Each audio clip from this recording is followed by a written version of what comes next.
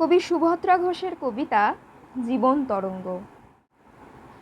পড়ন্ত বিকেলের সূর্য নারকেল গাছের মাথা ছুঁয়ে ঢুকে পড়েছে আমার ঘরে।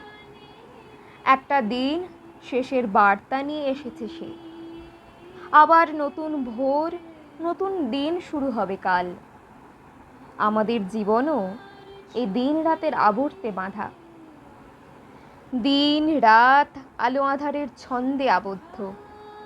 ছন্দপতনও হয়, কারো জীবনে নেমে আসে আধার, কারো বা সূচনা হয় নতুন দিনের।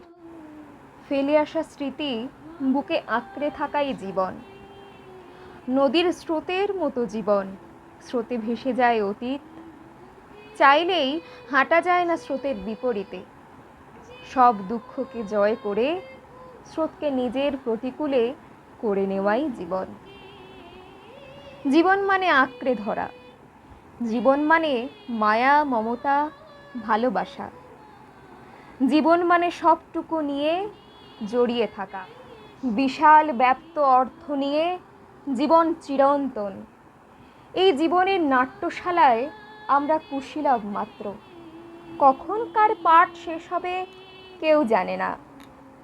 তবুও জীবনের পথে হেঁটে চলেছি অক্লান্তভাবে।